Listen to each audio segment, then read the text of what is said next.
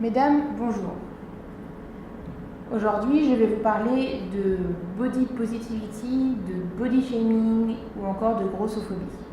Mais n'ayez crainte, je vais vous expliquer ces termes plus en détail un peu plus tard. Mais je voudrais commencer par une anecdote.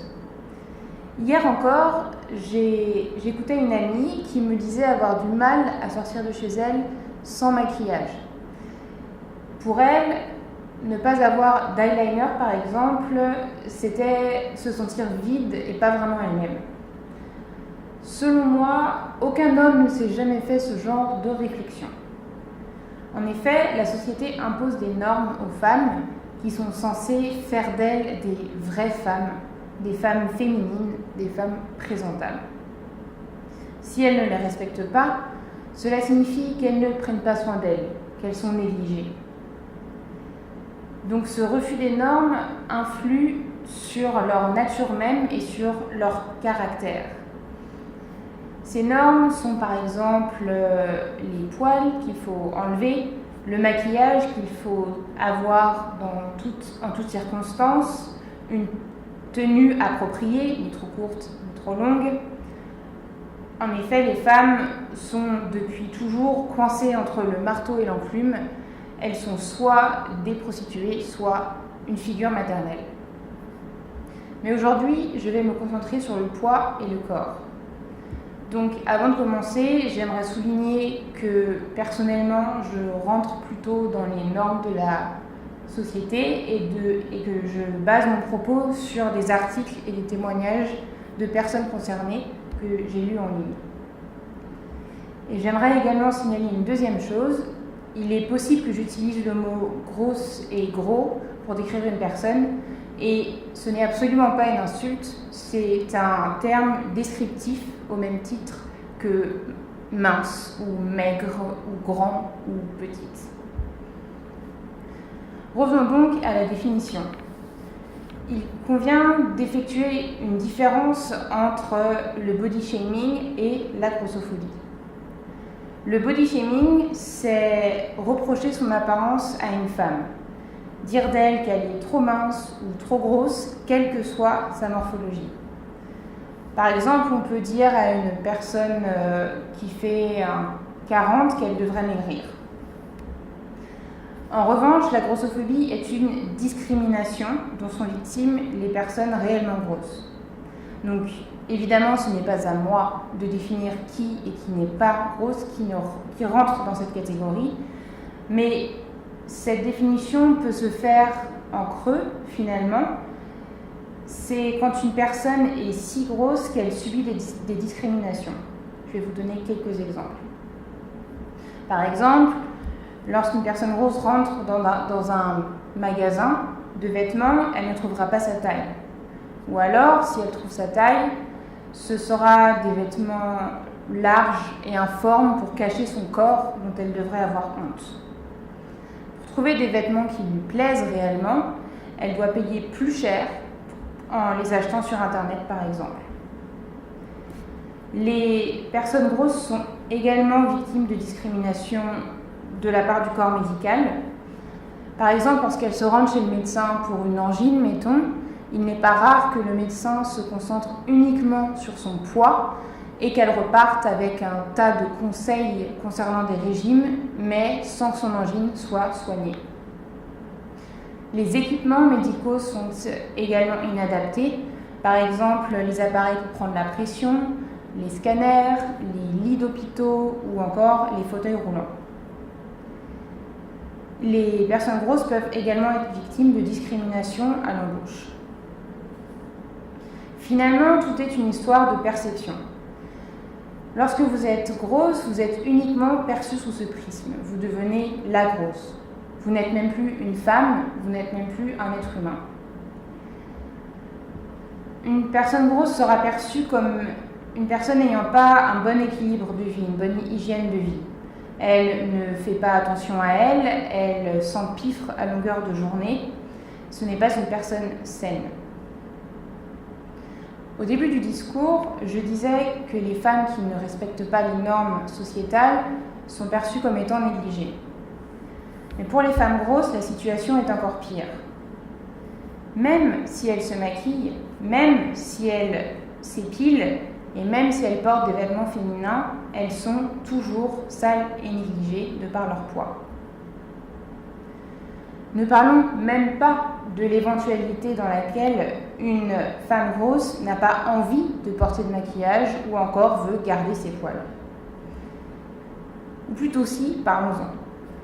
Prenons une femme mince, le cliché fantasmé de la Parisienne. Cette Parisienne qui, au saut du lit, a enfilé un jean et un t-shirt, a juste relevé ses cheveux ou les a détachés, qui porte un maquillage très léger, qui est belle au naturel. Cette femme, comme je l'ai dit, correspond à un fantasme et elle est belle et désirable. Imaginez qu'une femme grosse fasse la même chose. Les conséquences ne seront pas les mêmes. Elle sera mal perçue par la société, comme je l'ai déjà décrit auparavant. Il est donc beaucoup plus simple de déroger aux normes pour certaines femmes que pour d'autres. Et ça aussi, c'est de la grossophobie.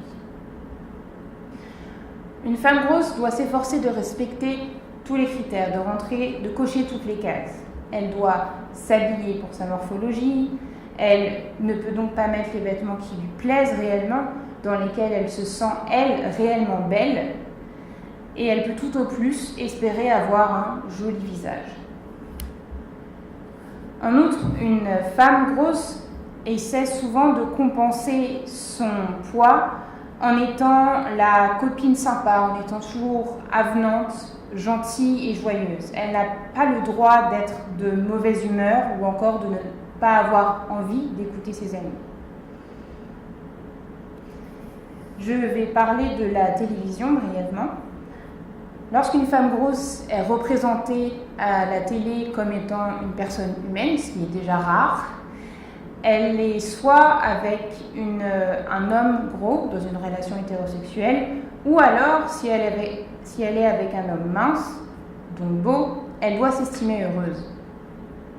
Par exemple, la série Insatiable, qui a fait couler beaucoup d'encre dernièrement, car elle a été accusée de grossophobie. Donc l'histoire, rapidement, une lycéenne grosse se fait casser la mâchoire et donc ne peut pas s'alimenter pendant tout un été. Elle perd donc énormément de poids et à la rentrée, quand elle revient à l'école, elle est tout d'un coup magnifique. Donc il y a une corrélation directe entre son poids et son attractivité. Mais elle n'est pas seulement belle, tout d'un coup elle s'habille bien, elle sait se maquiller et elle a des envies sexuelles. Donc selon la série, être grosse empêcherait de savoir appliquer correctement de l'eyeliner. Être grosse empêcherait également d'avoir un bon sens de la mode et d'avoir une envie sexuelle. Donc le message qui est véhiculé aux spectateurs et aux spectatrices ici, c'est que les personnes grosses ne peuvent pas être heureuses, qu'elles sont intrinsèquement mal dans leur peau, qu'elles sont repoussantes. Inutile de vous dire que je n'ai pas regardé cette série après avoir entendu toutes ces critiques. Passons maintenant à l'histoire du mouvement Body Positive. À l'origine, c'est un mouvement politique qui a été créé par des grosses et pour des grosses. Dans les années 2000, les blogs mode avaient le vent en poupe et des femmes grosses ont décidé de s'emparer de ce médium pour s'exprimer. Elles ont commencé à prendre des photos d'elles avec des vêtements qu'elles aimaient porter. Et petit à petit, des forums ont également été ouverts comme Vive les rondes ou Ma grande taille. Le principe était de partager des images de soi-même lorsqu'on est gros, afin de pouvoir être perçu sous un jour positif et que d'autres personnes puissent voir qu'il est possible d'être heureux et grosse. Tumblr et Instagram ont décuplé ces lieux de rencontre entre personnes grosses. Il a été ainsi possible pour nombreuses d'entre elles de partager leurs angoisses, leurs colères et leurs expériences. Mais, parce qu'il y a toujours un mais, ce mouvement est entré dans la culture mainstream. En fait, le jeu des réseaux sociaux a fait qu'au sein même de la sphère body positive, les corps les plus valorisés par les likes étaient ceux qui étaient le plus proches de la norme.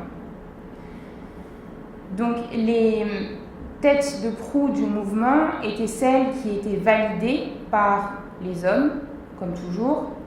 Elles étaient considérées comme relativement sexy. Par exemple, Ashley Graham est validée comme étant sexy parce qu'elle a un corps en forme de sablier qui correspond plus ou moins à la norme. En revanche, Gabourey Sidibé est encore au stade de la grosse qui s'assume. Et on l'applaudit parce que, quand même, elle a du courage, on n'aimerait pas être à sa place. Donc, il était possible de devenir populaire dans ce mouvement lorsqu'on n'était pas trop loin de la norme, comme je le disais. Par contre, dès qu'on montrait un peu de gras, de ventre gras qui pendouille, des cuisses qui se frottent ou encore du gras dans le dos, impossible d'obtenir des likes.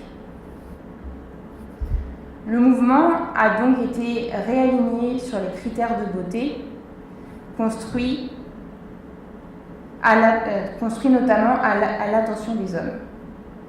Il s'agissait de femmes pas vraiment grosses, certes pas vraiment minces, ni maigres, mais qui avaient, disons, des formes. La conséquence a été l'invisibilisation des femmes grosses. Le mouvement a perdu toute portée subversive parce que des femmes qui sont à l'intersection de la grossophobie, du sexisme, du racisme ou du handicap n'avaient plus leur place dans cet espace qui avait initialement été créé pour et par elles. Une autre injonction a également fait surface avec cette mainstreamisation. Cette injonction était celle d'aimer son corps même s'il est gros. Au premier abord, cela peut paraître positif. Mais finalement, une personne grosse n'est pas obligée d'aimer son corps, c'est une question personnelle. Elle réclame juste le droit au respect en tant qu'être humain, au même titre que le reste de la population. Donc, quelle est la solution ? Déjà, il faut normaliser les corps gros. Il faut s'habituer à en voir de plus en plus, par exemple en suivant des comptes Instagram de personnes qui font partie du mouvement de la fat positivity. C'est un mouvement qui est le successeur de la body positivity, un mouvement politique donc qui souhaite dénoncer la grossophobie systémique. Cela ne veut pas dire que ce mouvement encourage les personnes à être grosses ou à grossir, mais ce mouvement réclame tout simplement le respect qui est dû à tout être humain. Merci beaucoup.